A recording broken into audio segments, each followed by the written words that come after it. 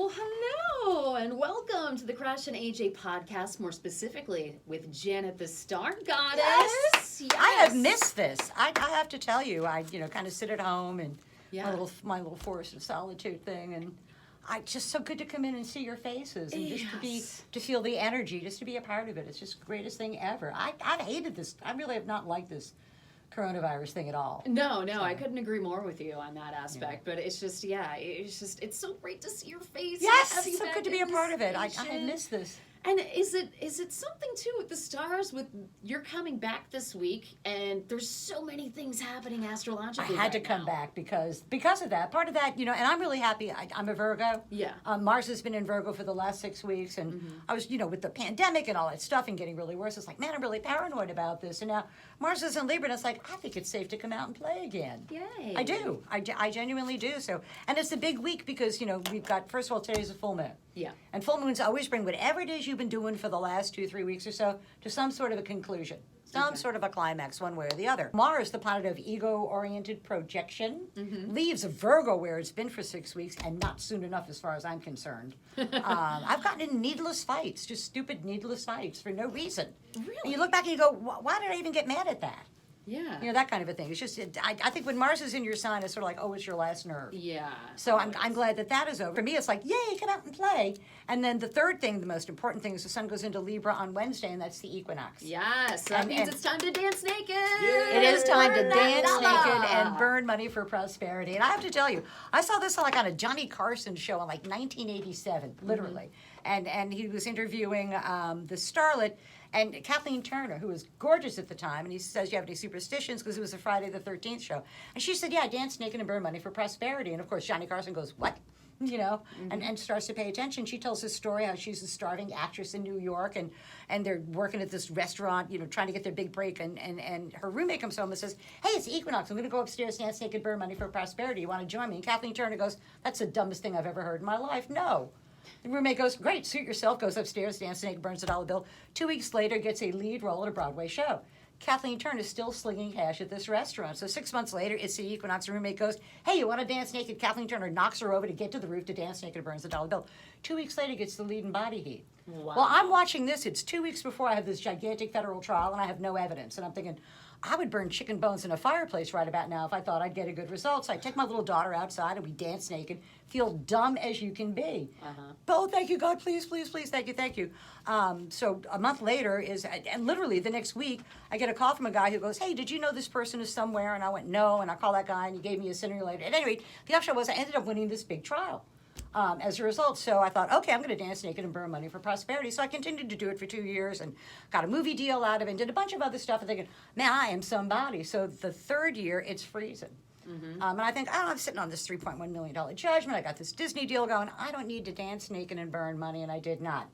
And in July, my lawsuit got reversed. Wow. Yes. And so at the stroke of a pen, I lost $3.1 million. Wow.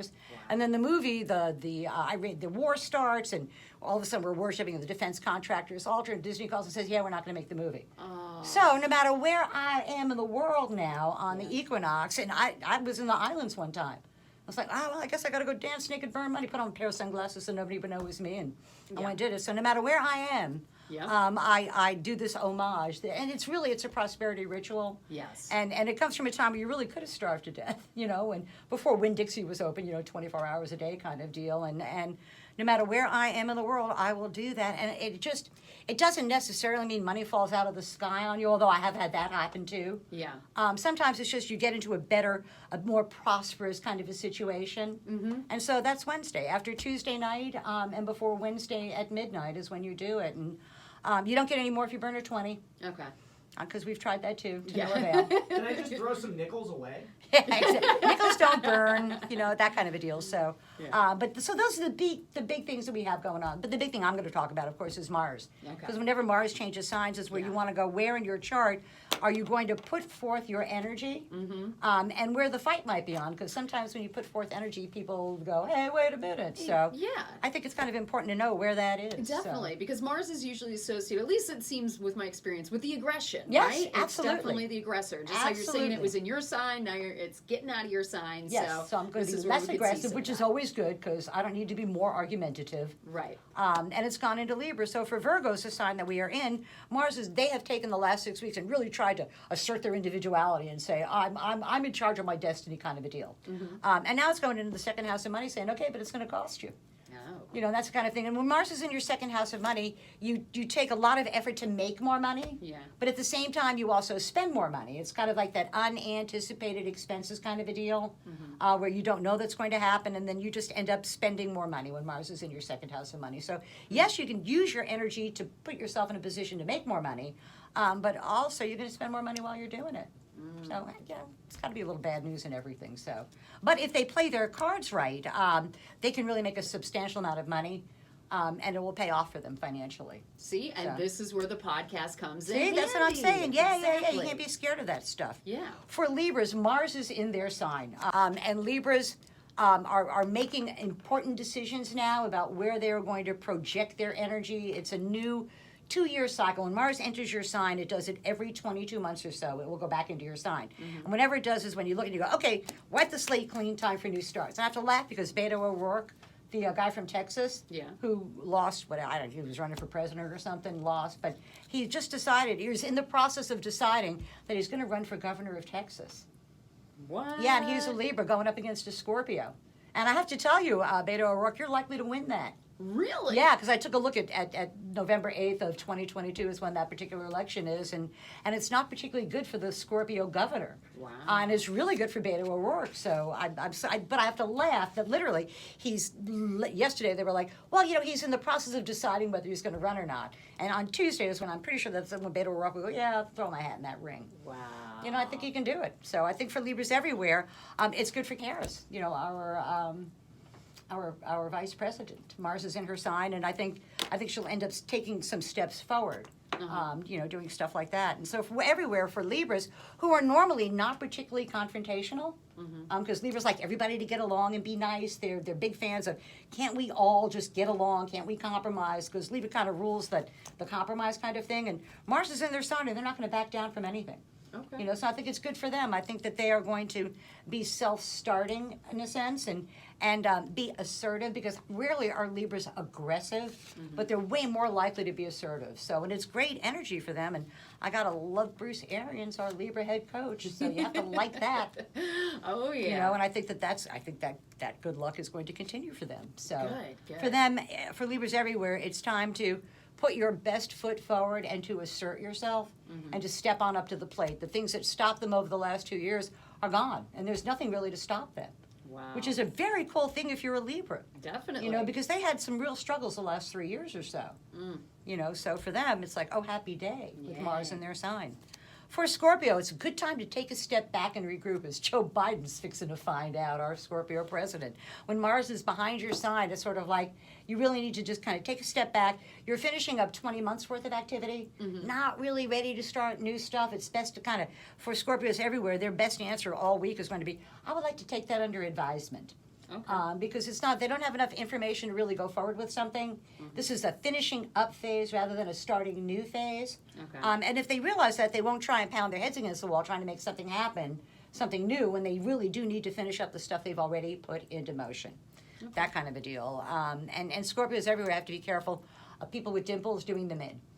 You know, and Really? Yeah. When Mars They're is behind coming your for sign, yeah, the people you've kind of irritated, Uh-huh. it's kind of like, oh yeah, he's weak now. Time for me to jump on in, kind of a deal. Okay. So they need to be careful with that kind of energy. For Sagittarians, it is great energy for Sagittarians. Mars is in their 11th house of hopes, wishes, goals, and objectives. And so the Sagittarian challenge is to take the group and make the group do what it takes to make the Sagittarian successful. The Sagittarian needs the group's help to do it. The group needs the Sagittarian's help to do it. So it's kind of nice. It's kind of a nice team kind of an effort Okay. to bring the Sagittarian what the Sagittarian says that they want. Yeah. So, and they can rely on their well-placed male friends and colleagues to help the Sagittarian get what it is that the Sagittarian wants. Okay. So you have to like that if you're a Yeah. Sagittarian. That's pretty good energy for yeah. them. For Capricorns, this energy is in the 10th house of career and public standing, and Jameis Winston's about to find out, being a Capricorn. It's sort of like, okay, now you got to put your money where your mouth is, kind of a deal. And when Mars is in the 10th house of career, you have to be careful that the energy you put out doesn't come back hurting yourself. Because there are judgments being made about the Capricorn and what the Capricorn is doing and how the Capricorn is doing it, and they can't really influence that positively. They can only influence that negatively. Okay. So that's why I'm saying the best thing for them to do is kind of stay out of the line of fire, keep their head down, do their job, and not provoke anybody, because provoking people is not going to work this time for them. It's not going to have a good result for them. Well, so when does it ever, really? Yeah. Sometimes you want to poke a bear, but this is not the right time for Capricorns to be doing that. Do not piss off the powers that be, Capricorn. You know, find a way to go, okay, I can go along with that. Is the best thing for them to do. Work with your friends in Sag. Yes, exactly. That's exactly right. Exactly right. For Aquarians, this energy is in the night, and Aquarians are coming out of sort of like that dark night of their soul kind of a deal.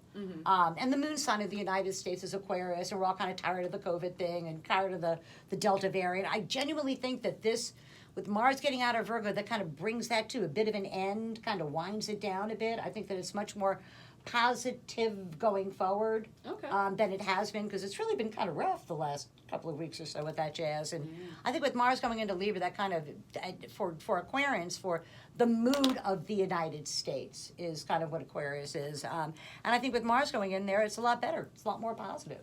So you have to like that. For Aquarians everywhere, legal matters go favorably for them, and they move off dead center, which is the important thing. They move off dead center. The law's on their side. When the law's on your side, golly, you want to go ahead and use it. You know, that's a very important thing to do. And then long distance travel, and I don't know how that can be, but there's something about either educational opportunities or some sort of long distance travel that pops up for the Aquarian that ends up being very positive for them. And I don't know whether it's some sort of like additional education or some sort of learning something that helps them to get where it is that they want to be. And the steps they take now are going to pay off professionally for them in about 6 weeks or so. And that's right about the time that Jupiter goes direct. So for Aquarians, that's that new start they've been trying to bring about all year long. This is sort of like getting the final details out of the way so they can do that. For Pisces, they're just so glad Mars is not opposing their sign anymore. Pisces, such a difficult energy when Mars is opposing your sign. Everybody's pointing at you. Everybody's yelling at you. The finger is sort of pointing at you. And you go, I don't know what I could do about this. And they've really had quite a challenge with Mars opposing their signs. And that ends tomorrow for them. And then they enter a period of healing, of restoring their weary soul kind of a deal. Which is kind of nice for anybody who knows Pisces, who cares about them. It's kind of hard to watch when they just get smacked and smacked and smacked and smacked. And at least the smacking stops. You know, time. Yeah, They've been under it. It's a long 6 weeks. I got to tell you, with Mars smacking you around, and every time you turn around, you think, I'm over that. Then there's another thing that you did not anticipate, and it's not even something that Pisces did externally. It's sort of like something that's kind of happening to them. I don't want to say that they're victims of it, but they're victims of it. Right. They genuinely are. So I'm glad for them that energy is over. Doesn't mean they're not going to spend a bunch of money, because they are. The 8th house is other people's resources, so it's not their resources that are trouble. It's the people that they're either aligned with or partnered with is where the problem comes with that. So for Aries, you ask inquisitively, Mars has gone out of their 6th house of work and health. So their health is finally starting to be restored, which is kind of a nice thing. And it's going from their 6th house of lots of activity with work into their 7th house of partners and intimate one-to-one relationships. And Aries everywhere are going to be having that conversation about, where is this relationship going? Really? What are we doing with it? And we need to go forward with it with a renewed energy kind of a deal. And also, when Mars is in your sign, other people are pointing at you going, you're the one that has to do this job. You're the only, it's the Air Force calls it the only man concept. You're the only man that could possibly do this. And you get flattered into doing something you didn't really want to do. And you get kind of stuck doing it because truthful is, you really are the only one that could do that job. And there you are as the boss going, I got a lot of stuff going on right about now. And we're all looking at you going, what are we going to do? Right. And you're like, I don't know, I'm working on it. It's a work in progress kind of a thing. But with the great risk comes the chance of great rewards. And so that's the thing that you have to hold on to, is knowing that, yes, you're going to be putting forth a Herculean amount of effort, but you're going to look good while you're doing it. Which is the nicest thing of all. You know, if you're going to look good while you're doing it, nothing wrong with that.